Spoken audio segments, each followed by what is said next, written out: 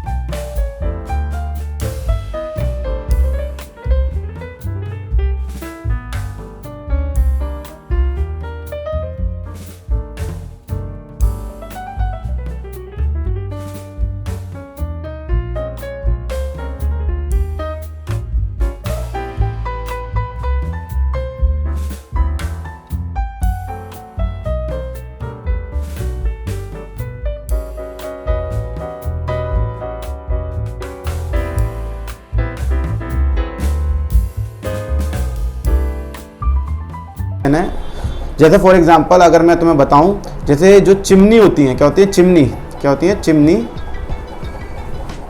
जो जिनसे क्या निकलता है, धुआं निकलता है, ठीक है। तो ये धुआं जो निकलता है डायरेक्ट अगर हम इन्वायरमेंट में छोड़ दें तो ये क्या करेगा, बहुत सारा नुकसान करेगा। तो इसके लिए हम क्या करते हैं, इसके ऊपर फिल्टर लगाते हैं, क्या लगाते हैं, फिल्टर, ठीक है।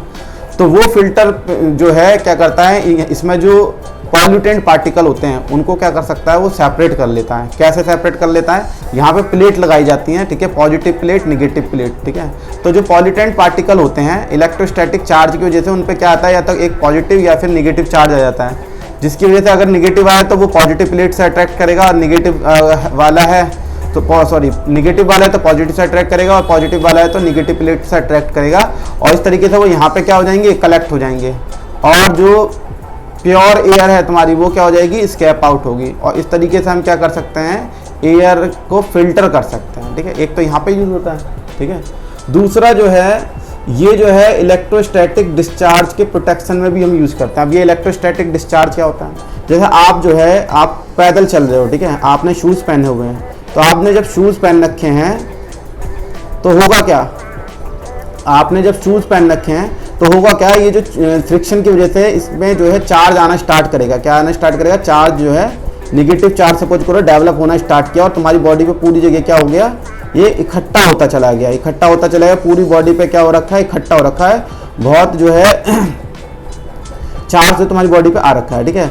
अब ये फ्लो हो नहीं रहा है, क्यों नहीं हो रहा है, क्योंकि जो है आपने शूज़ पहन रखे हैं जो कि क्या होते हैं, इंसुलेटर है, इंसुलेटर के अंदर जो है चार्ज फ्लो नहीं हो सकता।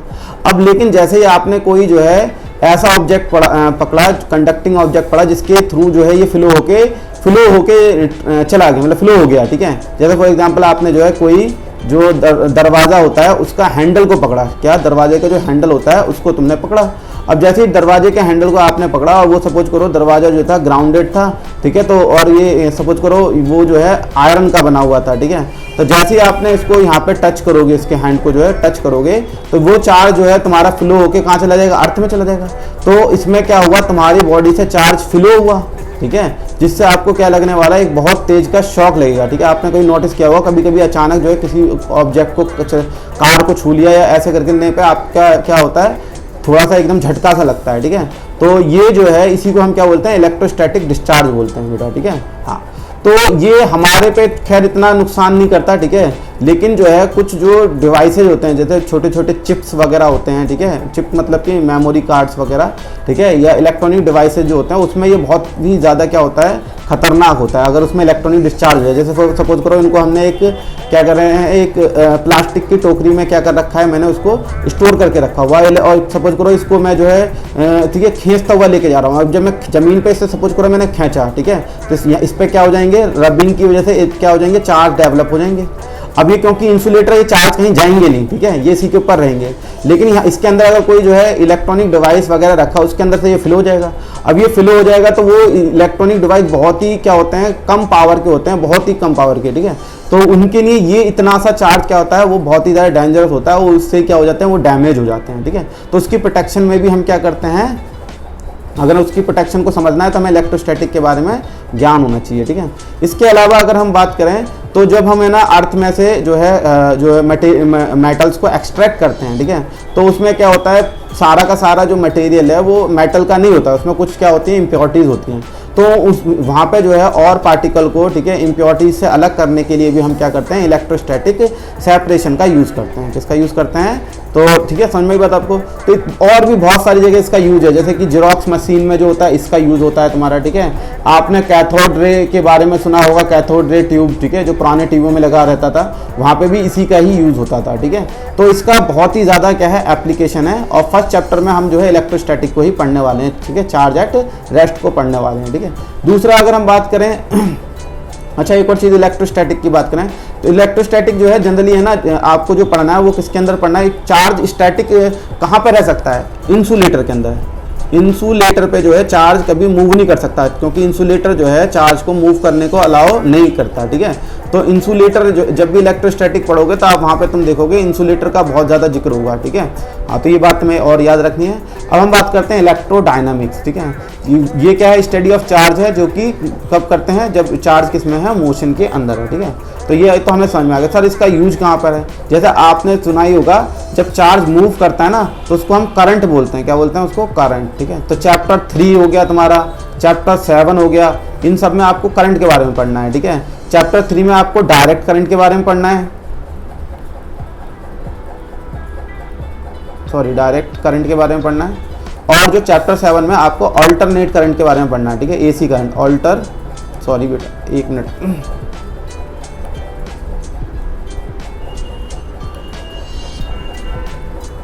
तो हमें चैप्टर 7 में क्या पढ़ना है, करंट के चैप्टर 7 में एसी करंट के बारे में पढ़ना है। क्या पढ़ना है आपको, एसी करंट के बारे में पढ़ना है। एसी करंट मतलब ए फॉर अल्टरनेट करंट के बारे में पढ़ना है आपको, ठीक है। तो फर्क क्या है डायरेक्ट करंट में, डायरेक्ट करंट में करंट एक ही डायरेक्शन में मूव करता है, और अल्टरनेटिंग करंट के अंदर जो है करंट जो है वो क्या करता है, डायरेक्शन को चेंज करता है। कभी सपोज करो वो जो है, सपोज करो ऐसे फ्लो कर रहा है, ठीक है, इस डायरेक्शन में, ठीक है, एक सेकंड सपोज करो इस डायरेक्शन में फ्लो करा, फिर क्या हुआ, अगले सेकंड जो है वो इस डायरेक्शन में फ्लो करेगा, मतलब उसके अपोजिट डायरेक्शन में फ्लो करेगा, ऐसे फिर ऐसे, ऐसे फिर ऐसे, इस तरीके करंट को हम क्या बोलते हैं, अल्टरनेट करंट कहते हैं, ठीक है। तो जब भी चार्ज मूविंग होता है तो उसको हम करंट बोलते हैं, और उसको हम जो है चैप्टर 3 में पढ़ने वाले हैं, चैप्टर 7 में पढ़ने वाले हैं, ठीक है। तो इसका यूज तो आप जानते ही हो, जैसे कि आपके घर में जो करंट आता है, ठीक है, तो वो क्या है, मूविंग चार्ज की वजह से है, वो क्या है, इलेक्ट्रोडायनेमिक के अंदर पढ़ा जाएगा उसको जो है, ठीक है।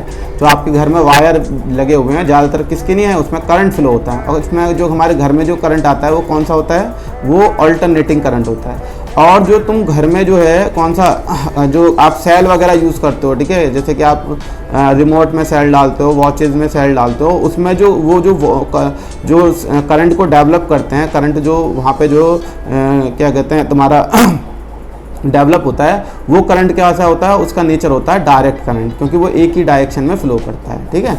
ऐसे ही अगर जब करंट मूव करते हैं ना तो वो सोर्स ऑफ मैग्नेटिक फील्ड भी होते हैं। तो मूविंग चार्ज क्या है, मूविंग चार्ज जो है, मूविंग चार्ज आर